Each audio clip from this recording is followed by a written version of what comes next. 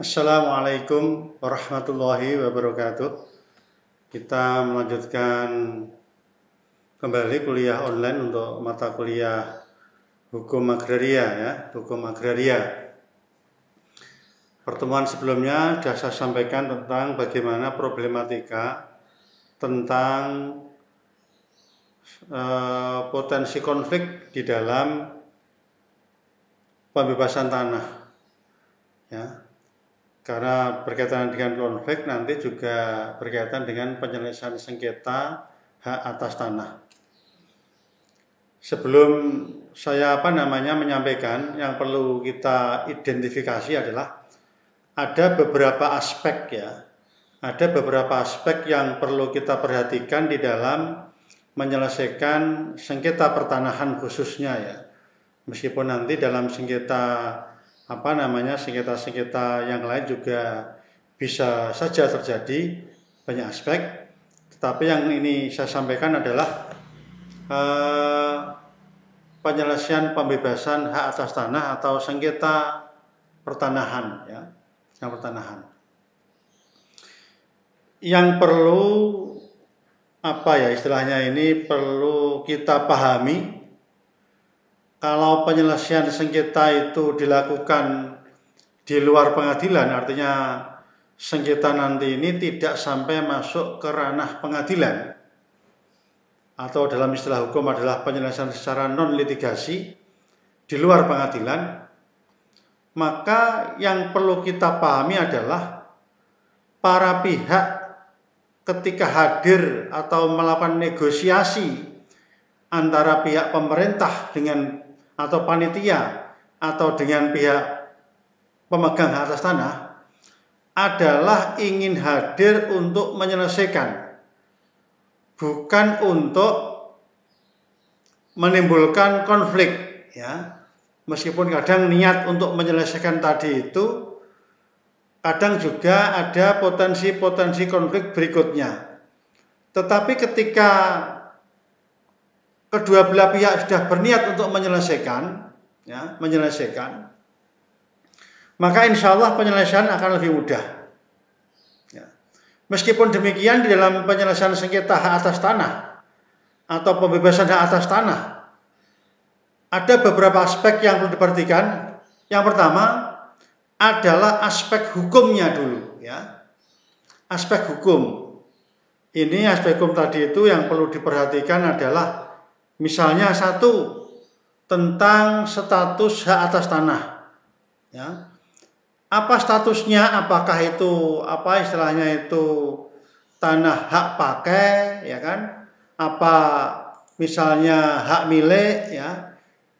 Kemudian apakah hak guna usaha, hak guna bangunan, atau sewa untuk bangunan? Kan ada berbagai macam hak atas tanah yang pernah saya sampaikan ya di dalam pasal 16 Undang-Undang Agraria kita. Nah, terhadap hak-hak atas tanah nanti, aspek hukum ini nanti, ya kan, status tanah itu akan sangat menentukan berapa jumlah ganti rugi yang akan diberikan kepada pemegang hak atas tanah. Ya, tanah. Hak milik tentu akan berbeda ketika hak pakai. Karena pemahaman orang selama ini, yang namanya sertifikat itu dikira hanya sertifikat hak milik saja, padahal sertifikat itu bisa sertifikat hak milik, sertifikat hak guna bangunan, sertifikat hak guna usaha, dan lain-lain lah, dan lain-lain. Ya. Jadi aspek hukum nanti ini harus kita perhatikan ya. Jadi status tanahnya dulu.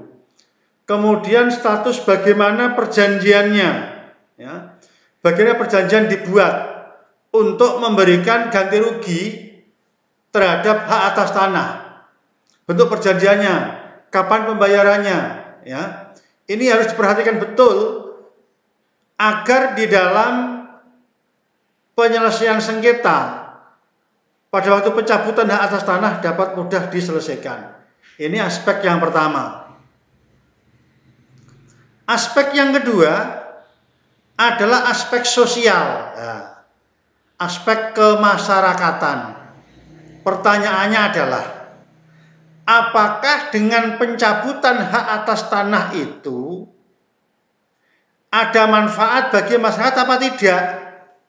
Ya. Aspek sosialnya, masyarakat setuju apa tidak? Ya. Sebab kalau kita tidak melihat aspek ini, maka akan sulit di dalam cara penyelesaian, di dalam pencabutan hak atas tanah. Jadi ini tolong juga nanti juga diperhatikan, ya, diperhatikan aspek baik oleh, maksud saya, baik oleh panitia maupun oleh masyarakat. Ya, ini saya melihatnya kedua belah pihak ya dalam penyelesaian. Ya.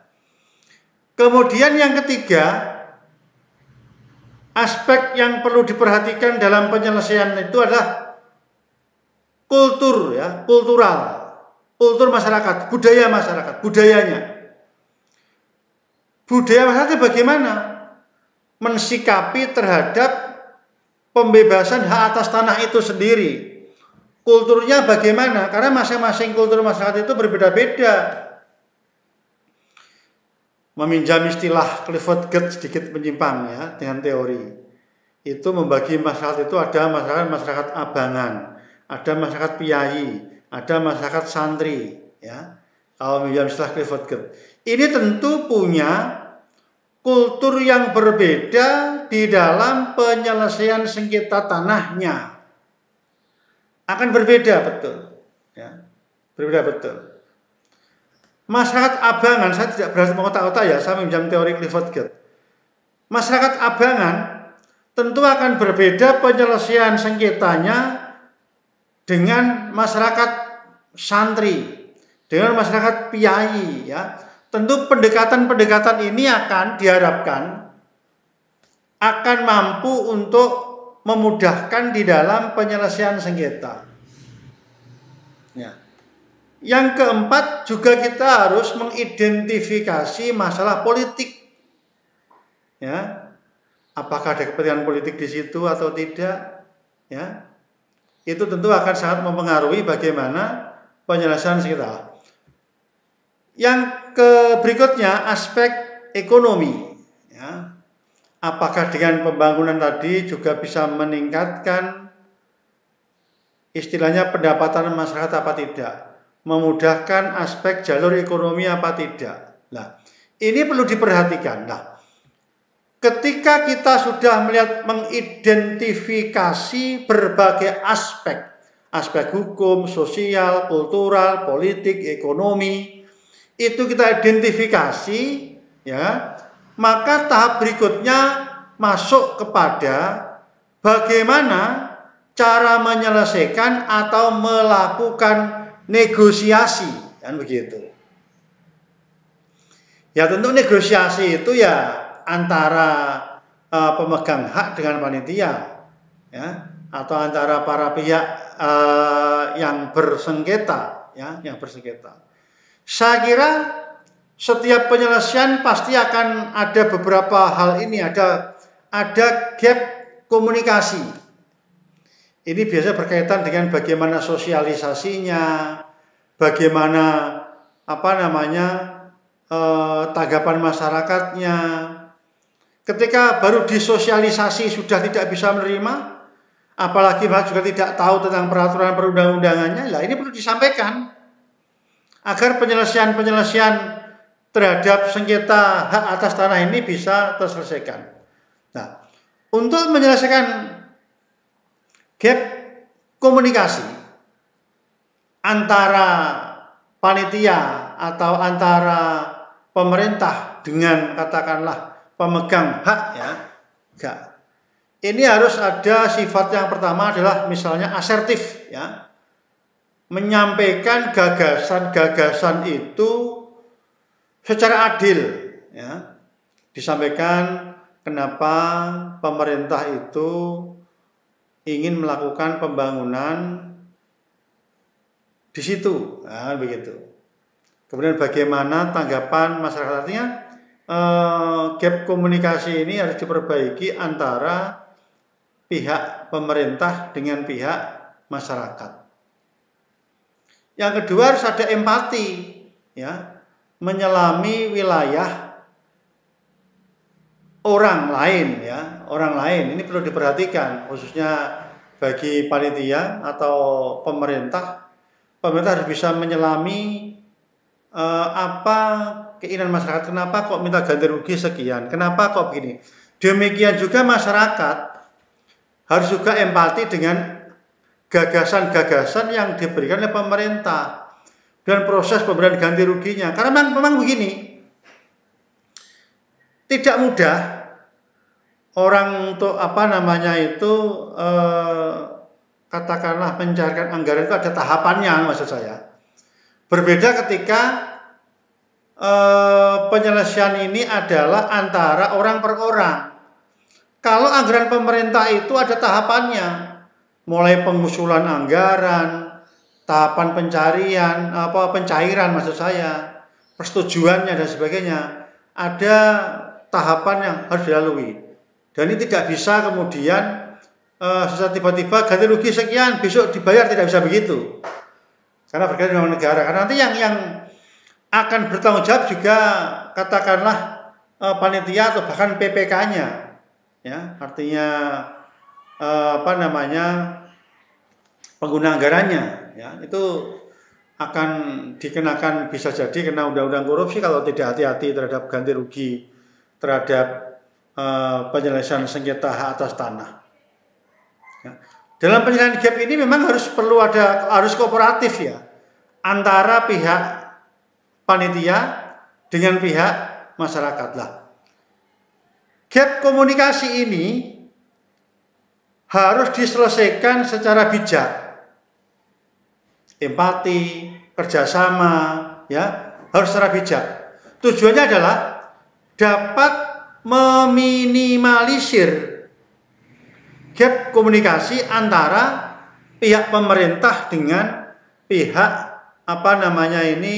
pemegang hak atas tanah, Jangan sampai nanti gap komunikasi nanti ini akan berkelanjutan lah. Nanti ya tidak bisa bisa diselesaikan. Oleh karena itu, ya, maka masing-masing pihak antara pihak pemerintah dengan pemegang hak atas tanah itu harus melakukan identifikasi kepentingan-kepentingan yang nanti akan diselesaikan. Ya. Tentu pihak pemilik hak atas tanah juga mengidentifikasi kepentingannya, pihak pemerintah juga mengidentifikasi kepentingannya, baru ketemu. Terjadilah yang namanya negosiasi. Nah, memang nanti ketika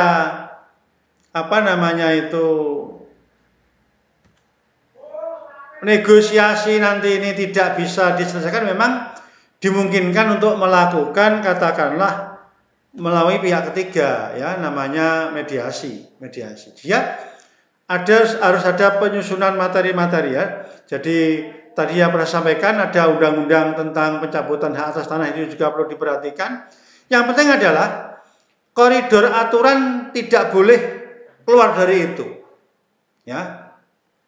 Sehingga di dalam melakukan negosiasi nanti itu ya harus ada masing-masing kepentingan dipertemukan, ya. Nanti terjadi model tawar-menawar. Ya, di dalam tawar-menawar perlu saya ingatkan karena ini adalah uang negara, maka ini memang harus prosesnya tidak semudah apa yang dibayangkan oleh masyarakat. Dan pemerintah juga harus memahami bagaimana masyarakat itu karena sudah dicabut haknya juga harus dipahami bahwa pemberian ganti kerugian, ya, pemberian ganti kerugian itu memang harus layak di bahasa saya yang pernah saya sampaikan dalam pertemuan sebelumnya. Jadi tawar-menawar ini mesti terjadi karena memang ini sebuah keharusan, ya. Sehingga di dalam menyelesaikan sengketa nanti itu memang para pihak khususnya pihak pemerintah sebagai pihak yang melakukan pembebasan hak atas tanah itu juga harus katakanlah ada alternatif pilihan, ya. Ini maaf saya sampaikan karena memang ini sebenarnya bisa juga untuk menyelesaikan sengketa yang bukan hak atas tanah saja sebenarnya. Ada banyak materi, tapi ini saya khususkan untuk penyelesaian sengketa hak atas tanah. Jadi dalam penawaran memang harus ada solusi. Jadi alternatif pertama penawaran sekian, kedua sekian, dasar argumentasinya bagaimana, itu juga harus diberikan. Jadi tidak sekedar kemudian dia memberikan penawaran tanpa ada argumentasi, sehingga nanti pihak lawan juga harus hanya mengikuti saja. Tidak bisa begitu. Tetapi memang antara pihak pemegang hak atas tanah dengan pihak pemerintah harus ada komunikasi yang intens, ya, intens. Intens apa? Alternatif pertama, alternatif kedua, ketiga, tujuannya adalah dalam rangka untuk menyelesaikan konflik, ya, konflik. Ya. Oleh karena dalam penyelesaian konflik sengketa atas tanah itu, karena memang kalau orang Jawa itu kan tanah itu kan dianggap sebagai sedumuk bathuk senyari bumi, apapun akan dibela-belain lah. Ya, jangankan sejengkal, ya. Sekecil apapun akan menjadi problem, ya. Sehingga pengkajian ganti rugi ini harus sangat mendalam.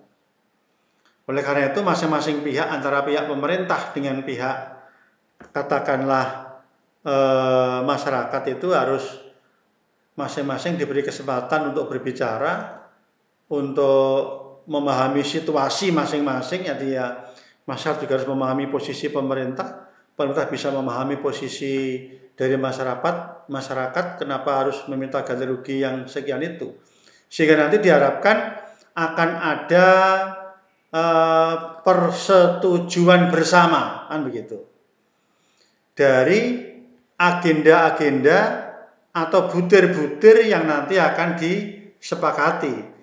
Biasanya itu kalau penyelesaian sengketa itu harus ada draftnya dulu, ya, jadi untuk memudahkan. Jadi masing-masing satu persatu nanti dibahas. Oh, kalau alternatif pertama dibahas itu nanti hasilnya begini, yang kedua begini, dan seterusnya, sehingga nanti bisa mencari solusi penyelesaian yang terbaik, yang menguntungkan, bahasanya, yang menguntungkan kedua belah pihak, ya. Tentu harapan kita adalah penyelesaiannya nanti ini kan harapan tidak sampai ke pengadilan harapannya. Tetapi toh nanti sudah diupayakan kok kemudian sampai ke pengadilan, ya itu urusan lain. Tetapi dalam penyelesaian sengketa pertanahan saya berharap itu ya memang tidak sampai penyelesaian sampai ke pengadilan, karena nanti berlarut-larut kalau sudah sampai pengadilan akan panjang itu penyelesaiannya itu, ya. Nanti akan penyelesaian nanti akan berkepanjangan, sehingga kalau nanti bisa diselesaikan non litigasi, maka tahapan-tahapan nanti identifikasi tadi harus dipahami secara bersama-sama. Saya kira itu untuk tambahan penyelesaian sengketa hak atas tanah. Semoga bermanfaat dalam kuliah online kita kali ini. Demikian, terima kasih. Wassalamualaikum warahmatullahi wabarakatuh.